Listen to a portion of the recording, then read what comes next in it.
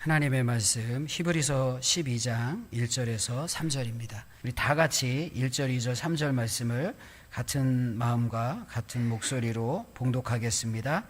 이러므로 우리에게 구름같이 둘러싼 허다한 증인들이 있으니 모든 무거운 것과 얽매이기 쉬운 죄를 벗어버리고 인내로서 우리 앞에 당한 경주를 하며 믿음의 주여 또 온전하게 하시는 이인 예수를 바라보자. 그는 그 앞에 있는 기쁨을 위하여 십자가를 참으사 부끄러움을 개의치 아니하시더니 하나님 보좌 우편에 앉으셨느니라. 너희가 피곤하여 낙심하지 않기 위하여 죄인들이 이같이 자기에게 거역한 일을 참으신 일을 생각하라. 아멘. 네, 우리 히브리서 12장 1절에서 3절 말씀은 지난주 수요일에도 같이 말씀을 나눴습니다. 지난주 말씀은 이제 1절 말씀을 중심으로 말씀을 나눴죠. 인내로서 우리 앞에 당한 경주를 하며 경주를 해야 된다는 거예요. 달려가는 것입니다. 근데 그냥 달려갈 수는 없잖아요. 달려가기 위해서는 준비를 해야 됩니다. 어떻게 준비하고 달려갈 수 있을까요? 말씀해 보면 모든 무거운 것과 얽매이기 쉬운 죄를 벗어버릴 것이 있고, 두 번째는 인내로서 우리 앞에 당한 경주를 하며 인내하면서 달려가야 된다, 이렇게 말합니다. 벗어버릴 것은 두 가지를 말했어요. 무거운 것을 벗어버리고 죄를 벗어버려야 된다, 이렇게 말합니다. 무거운 것이란 무엇일까요? 구체적으로 성경에 무거운 것이 무엇인지 아주 자세히 우리에게 설명하진 않아요. 근데 예수님께서 수고하고 무거운 짐진 자들아 다 내게로 오라. 무거운 것과 관련되어져서 우리가 쉽게 생각할 수 있는 것은 근심이나 염려, 이런 것들이 무거운 거잖아요. 누가 내 어깨에 무거운 짐을 올려놔서 무거운 것이 아니라 내가 그 근심과 걱정과 염려를 품고 있으면 우리의 인생과 삶이 너무 무거워요. 너무너무 이 마음이 무겁습니다. 그래서 우리가 달려가기 위해서는 근심과 염려, 이 무거운 것을 벗어버려야 됩니다. 근데 우리가 어떻게 벗어버릴 수 있을까요? 이게 근심과 염려를 벗어버리는 것도 쉽지 않습니다. 그러니 수고하고 무거운 짐진 자들아 다 내게로 오라, 이렇게 말씀하신 예수님 앞에 계속해서 맡기는 거예요. 맡기는 훈련을 하는 것입니다. 이것이 벗어버리는 삶이고, 무거운 것을 벗어버리고 우리가 표대를 향해 달려가는 경주자의 모습입니다. 죄도 마찬가지입니다. 죄가 있으면 달려갈 수 없습니다. 우리를 잡고 있습니다. 열심히 달려간들 다시 원위치 시키는 거예요. 마치 허리춤에 차고 있는 고무줄과 같아서 열심히 뛰어가고 달려가는데 잠깐의 영적인 긴장을 놓치면 다시 원위치로 돌아갈 수밖에 없어요. 그러니까 벗어버리고 끊어버리는 것입니다. 죄라는 게 뭐예요? 얽매이기 쉬운 죄라는 게 뭐예요? 단순히 우리가 아주 죄를 큰 죄, 너무 큰 것만 생각하고 막 엄청난 죄만을 생각하거든요. 근데 죄라는 개념은 관역에서 빗나갔다는 것입니다. 하나님의 말씀에서 벗어나서 살아가는 것, 하나님의 뜻대로 살지 못하는 것, 이것은 모두 다 우리의 경주를 방해하는 거예요. 그러니까 영적으로 자꾸 수정하면서 하나님께서 기뻐하시는 삶이 무엇인가, 나를 잡고 있는 것이 무엇인가, 경주를 방해하는 나의 연약하고 작은 죄가 무엇인가를 생각하며 이것을 벗어내고 도려내고 잘라내는 영적인 수고와 영적인 결단이 있어야 됩니다. 그래야 출발선에서 비로소 출발하고 달려가고 뛰어갈 수가 있습니다. 오늘 이제 2절과 3절 말씀을 같이 나눌 텐데요. 2절 말씀을 보세요. 믿음의 주여 또 온전하게 하시는 이인 예수를 바라보자. 두 번째는 무엇을 이야기합니까? 예수를 바라보자, 이렇게 이야기합니다. 예수님을 바라봐야 돼요. 예수님이 표대입니다. 달려가는 사람이 표대를 생각하지 않고 결승선을 생각하지 않고 달려가는 사람이 어디 있겠습니까? 이제 1등으로 가는 사람은 사실 뒤를 돌아보지 않거든요. 그냥 앞만 보고 열심히 뛰면 결승선이 다가오는 것입니다. 오늘 성경 말씀에 경주라는 말은 트레코라는 말인데, 여기에서 트랙이란 말이 나왔어요. 길이란 뜻입니다. 그래서 우리가 경주할 때 이 트랙을 벗어나면 안 되잖아요. 트랙을 벗어나면 아무리 빨리 뛰고 1등으로 뛰어도 그 사람은 상을 받을 수가 없어요. 정해진 트랙을 잘 달려야 결승선에 도달할 수 있는 것이고 비로소 승리자의 영광을 얻을 수가 있는 거예요. 그래서 오늘 본문의 말씀 예수를 바라보자, 이 말은 무엇입니까? 우리의 트랙, 이 노선을 수정하는 역할을 하는 거예요. 그런 말 제가 종종 하고 세상에서도 많이 그런 얘기 하잖아요. 속도보다 방향이라고. 방향이 틀렸다면 속도는 아무리 빨라도 상관이 없습니다. 이게 소용이 없습니다. 그러니까 이 방향이 굉장히 중요하거든요. 근데 우리가 이제 모든 무거운 것 그리고 죄를 벗어버리고 인내로 끝까지 뛰는 거예요. 인내는 오래 참는 것이 아니라 끝까지 참는 거예요.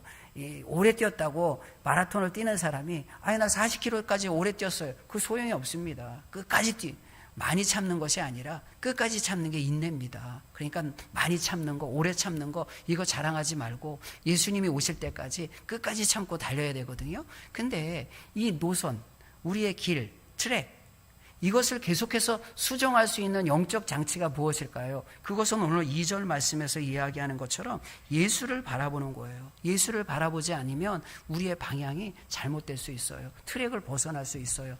세상에 달리지 않는 사람이 어디 있어요? 다 달리거든요.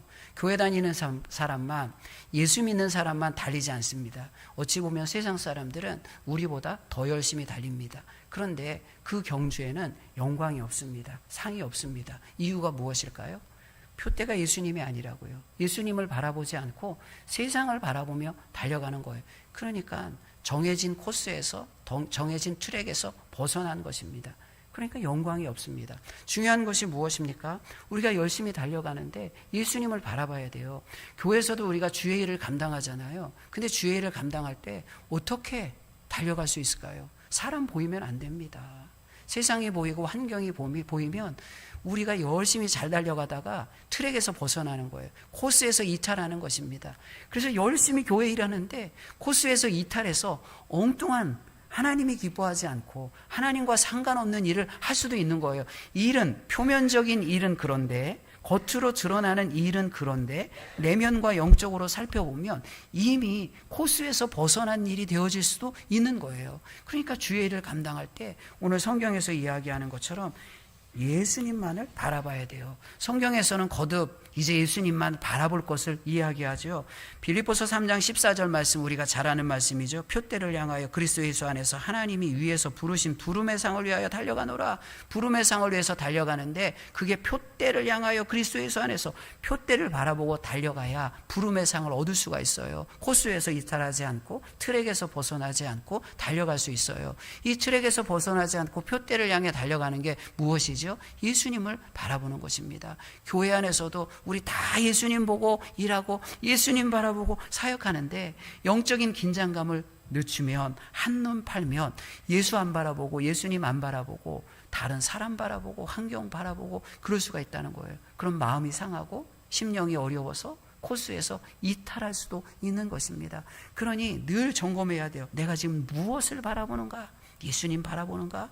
예수님 표대를 향하는가?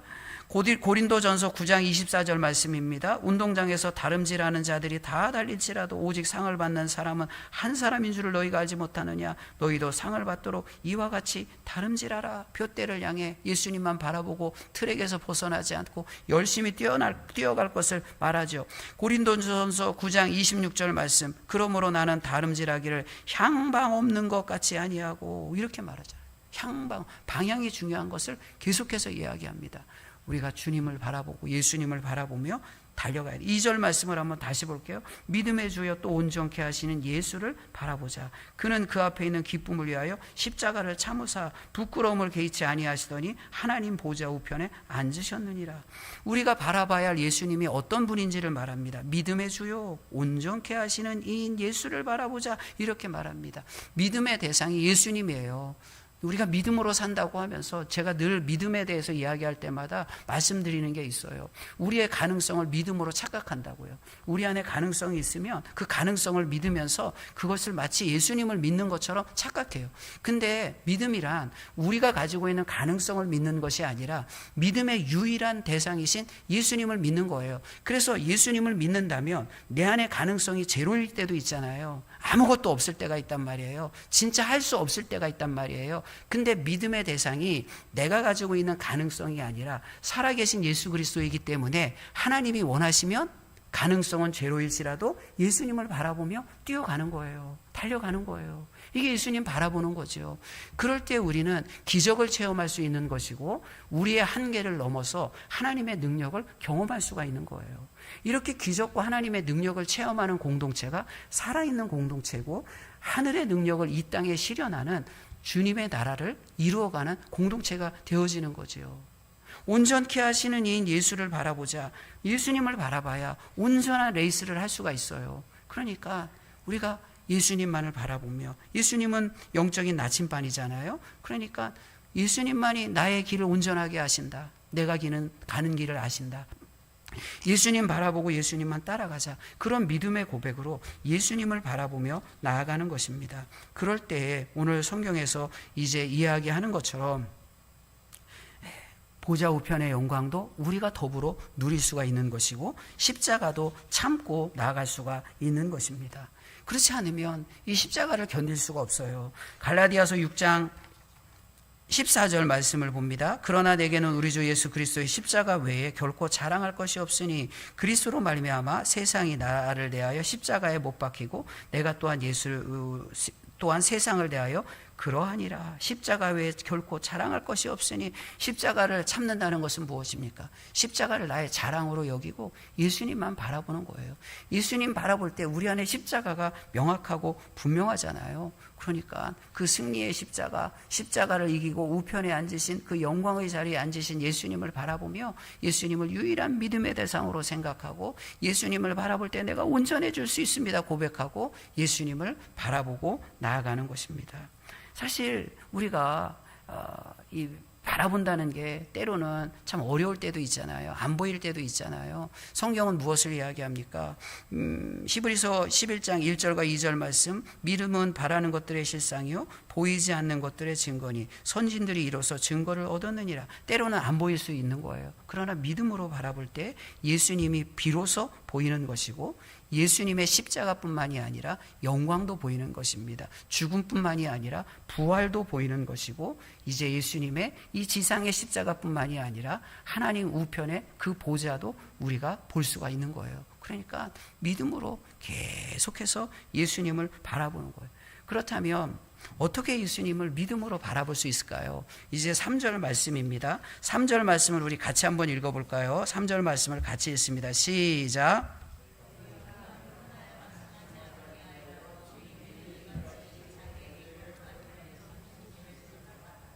말씀해 보니까 생각하라 이렇게 이야기합니다. 생각하라. 그러니까 달리고 바라보고 생각하는 거예요.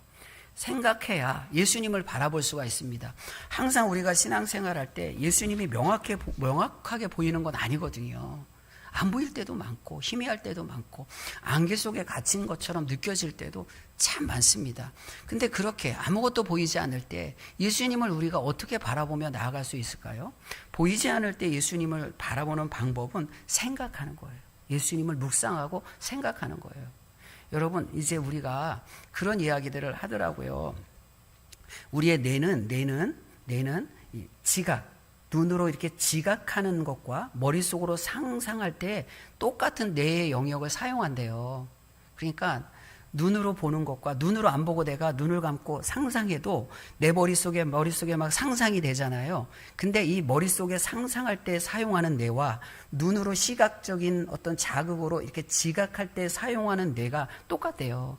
그래서 제가 눈으로 시장에 가서 이것도 보고 저것도 보고 막 이렇게 거기에 몰두하고 다양한 정보들을 눈으로 지금 제가 수용하면서 머릿속으로 저 히말라야 산을 생각한다거나 아니면 잔잔한 호수를 생각한다거나 이렇게 두 가지를 동시에 할 수는, 지각과 상상을 동시에 할 수는 없대요. 왜냐하면 우리의 뇌는 시각적인 지각과 상상을 같은 뇌의 영역에서 사용하기 때문에 두 가지 일을 다 못하는 거예요. 그러니까 우리가 기도할 때는 어떻습니까? 눈 뜨고 기도하면 주의가 산만하고 눈으로 들어오는 다른 시각적 정보들이 너무 많아서 집중이 안 되잖아요. 머릿속으로 예수님을 생각할 수가 없잖아요. 그러니까 어떻게 해요? 기도할 때는 눈을 감아요. 눈을 감고 기도하면 비록 내 눈으로는 볼 수 없지만 머릿속에 상상하고 생각하며 기도할 때 눈으로는 볼 수 없지만 내 마음에 하나님의 은혜가 그려지고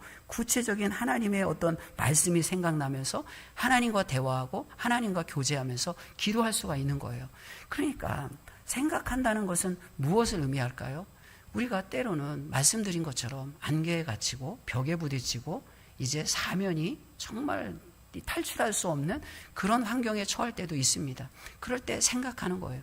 생각은 비록 내 눈으로 지금 확인하고 볼 수는 없지만, 그러나 내 영적 자원을 사용하여 보이지 않는 곳에서 예수님을 바라보며 나아가는 영적인 통로가 되어지는 거예요.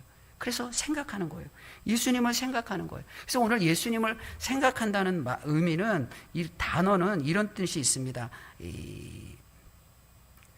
가운데를 뜻하는 이 아나라는 말과 로기코스라는 말이, 로기야, 로기코스 뭐 이런 다 같은 그런 어원에서 온 거거든요. 근데 이 말은 우리가 성경에서 잘 아는 로고스라는 말과 같은 어원을, 같은 의미를, 거의 상당한 유사한 의미를 가지고 있는 단어예요.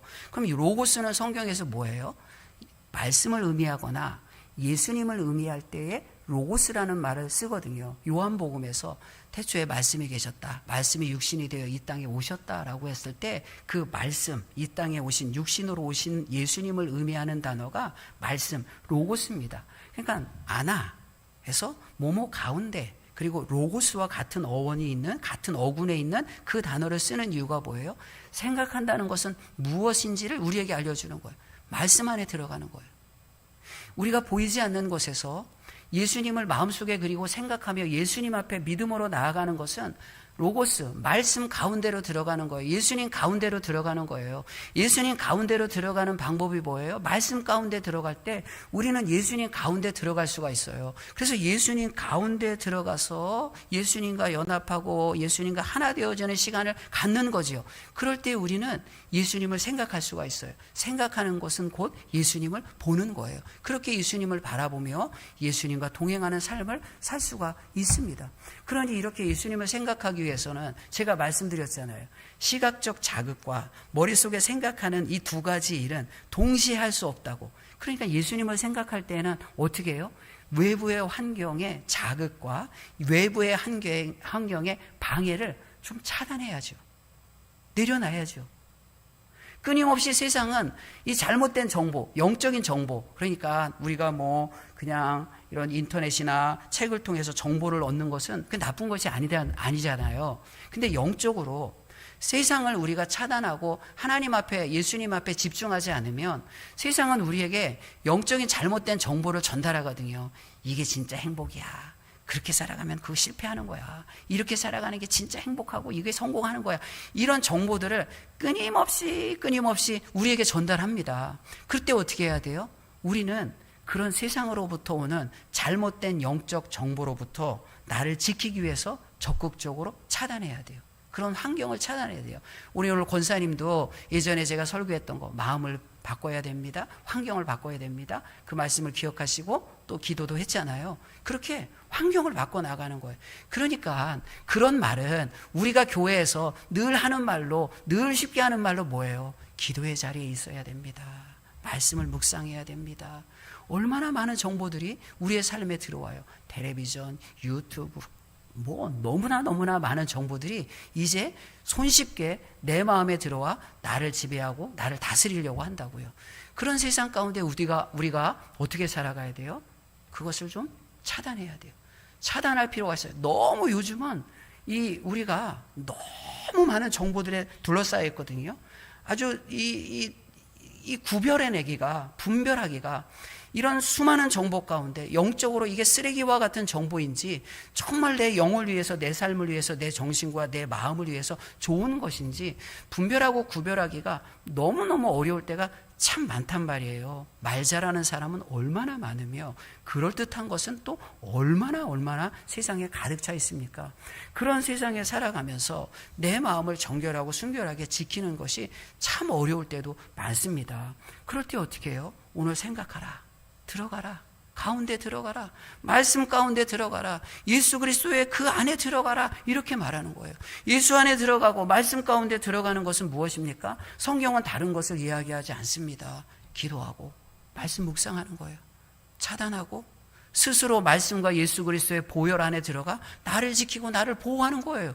이게 나를 지키고 나를 보호하는 것이고 정결하고 순결한 삶을 살아가는 거예요. 이것이 오늘 본문의 말씀에서 말하는 생각입니다. 그래서 2절 말씀, 3절 말씀을 보면 너희가 피곤하여 낙심하지 않기 위하여 죄인들이 이같이 자기에게 거역한 일을 참으신 일을 생각하라. 거역한 일을 참으신 일을 생각하라. 거역했다는 말이 참 재밌는데요. 이 말이 앞에 생각하다라는 말이 그 아나로기아라는 말이라고 했잖아요. 그러니까 아나로기아, 그래서 아나는 가운데고 로기아는 로고스와 같은 어군에 있는 것인데, 근데 거역하다라는 말은 사실 똑같아요. 똑같은 단어. 로고스라는 말에 앞에 아나라는 말이 이제 생각하는 것은 붙었는데, 거역하다라는 것은 로고스라는 말은 똑같은데 앞에 붙은 단어만 달라요. 안티. 그래서 뭐 영어에서도 안티 하면 반대. 야, 뭐 그런 의미거든요. 그러니까 아나, 안티, 아나로기아, 아나로고스, 안티로고스 해서 발음이 비슷하단 말이에요. 스펠링도 굉장히 비슷해요. 그래서 이건 무엇을 이야기하냐면 이런 비슷한 단어와 비슷한 스펠링과 발음을 통해서 대조하고 비교해서 보여주는 거예요. 말씀 안에 거해야, 예수 그리스도 안에 거해야, 세상을 스스로 차단해야 세상이 우리에게 거역하거든요. 역풍이 불고 역류하는 세상 가운데 우리는 살아가요.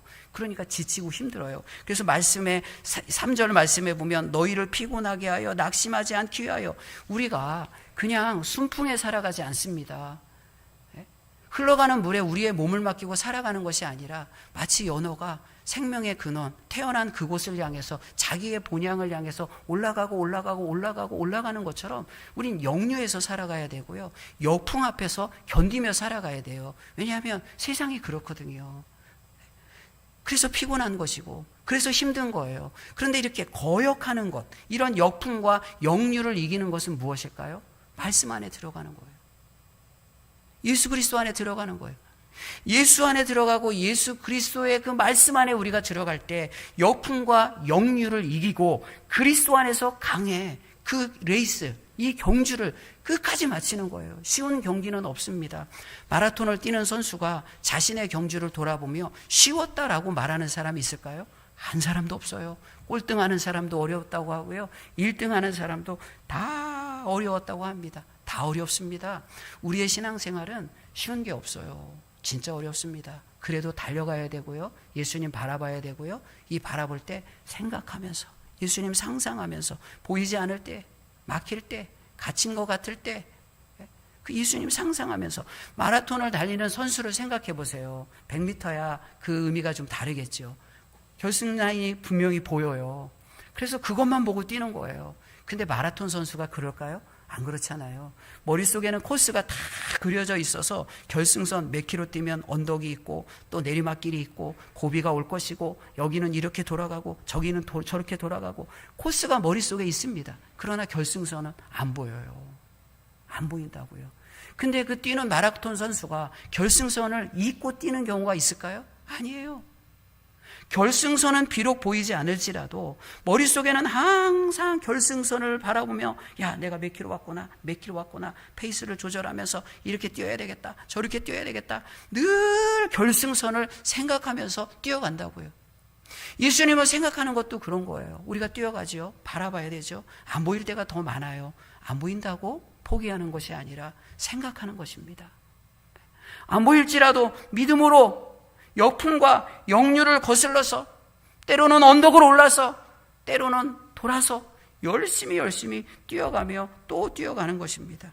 그래서 히브리서 12장 3절 말씀 다시 한번 제가 읽을게요. 너희가 피곤하여 낙심하지 않게 하여 죄인들이 이같이 자기에게 거역한 일을 참으신 일을 생각하라. 예수님도 참았단 말이에요. 얼마나 반대하는 사람이 많아요. 수많은 사람들이 반대하고 예수님의 십자가 길을 방해했습니다. 그러나 예수님도 참으셨어요. 이게 참은다는 말이 1절에 인내, 그리고 2절에도 참으사, 3절에도 참으신, 다 똑같은 말이에요. 예수님도 참으셨으니까 너희들도 참아야 된다, 이렇게 말씀하고 있는 것입니다. 우리가 이렇게 뛰어가고 달려가야 합니다. 참고 피곤하지 않는 경주는 없습니다.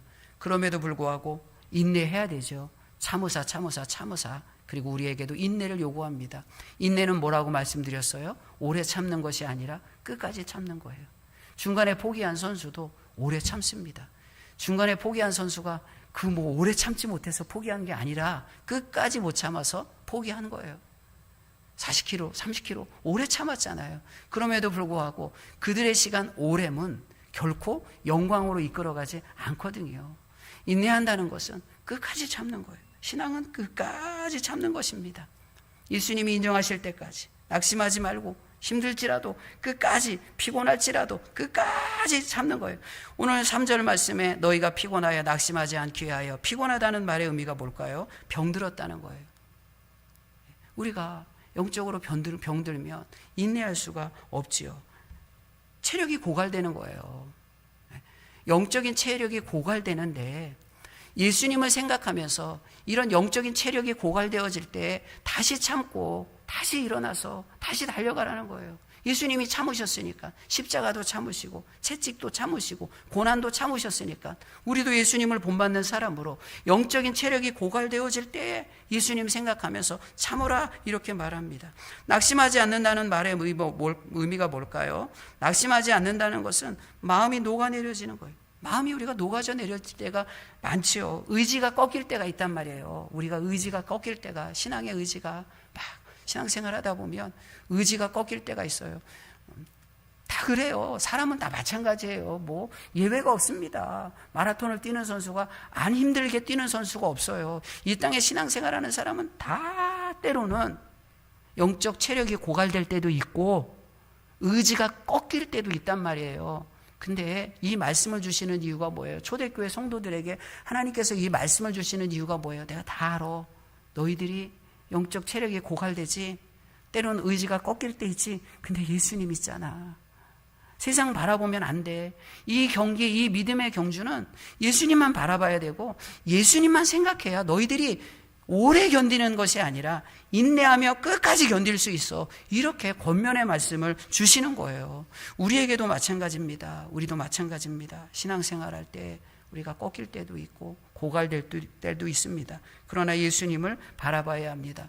사랑하는 전주와 산교회 성도 여러분, 1절 말씀에서도 허다한 증인들이 있으니 혼자 뛰는 것이 아니라 우리 같이 뛰는 것입니다. 경쟁자가 아니라 조력자고 도와주는 사람입니다. 우리가 함께 지금 달려가는 거거든요. 함께. 마치 기러기가 하늘을 날 때 자기의 그 고향으로 돌아갈 때 이제 앞서거니 뒤서거니 하면서 서로 바람을 막아주고 굉장히 과학적으로 기러기가 난다고 하거든요. 우리도 이제 혼자 가는 것이 아니라 함께 이 순례의 여정을 하는 것입니다. 빨리 가기 위해서는 혼자 갈지라도 끝까지 가려면 여럿이 함께 더불어 가야 된다. 그런 말도 있는 것 같아요. 우리는 경쟁자가 아니라 이제 함께 가는 주님의 나라의 순례자입니다. 그러니까 우리가 더불어 우리 모두가 증인이 되어져서 때로는 지치고 힘들고 어려울 때, 체력이 고갈되어지고 의지가 꺾일 때 서로 격려하면서 함께 이 달려갈 길을 끝까지 달려가고 또 예수님만 바라보면서 달려가고 예수님만 생각하면서 달려가는, 때로는 보이지 않을 때는 묵상하고 기도하면서 같이 기도해주고 같이 손잡아주면서 함께 이 믿음의 경주를 완주하는, 인내로 완주하는 우리 모두가 되기를 축복하고 축원합니다. 하나님 감사합니다. 주님께서 우리를 불러주시사 우리가 돌아갈 영원한 본향, 우리의 돌아갈 그 하늘의 집을 허락하여 주시사 믿음의 경주에 임할 수 있도록 허락하시니 감사합니다. 하나님, 이렇게 순례의 길을 떠날 때 많은 유혹이 있습니다. 그러나 우리의 영원한 표대 대신 예수님을 바라보며 나아가게 하여 주시옵소서. 때로는 우리가 영적으로 고갈되어지고 의지가 꺾여서 보이지 않을 때도 있습니다. 그럴 때 다시 우리가 예수님을 생각하며 예수님 안에, 말씀 안에 들어가며 주님이 주시는 힘으로 이 역풍과 역류를 이기고 그 본향을 향해, 천국을 향해 나아갈 수 있도록 은혜와 힘을 더하여 주시옵소서. 우리 전주와 산교회 모든 성도들이 이 믿음의 순례를 능히 인내로 감당하게 하심을 믿사오며 예수님의 이름으로 기도하옵나이다. 아멘.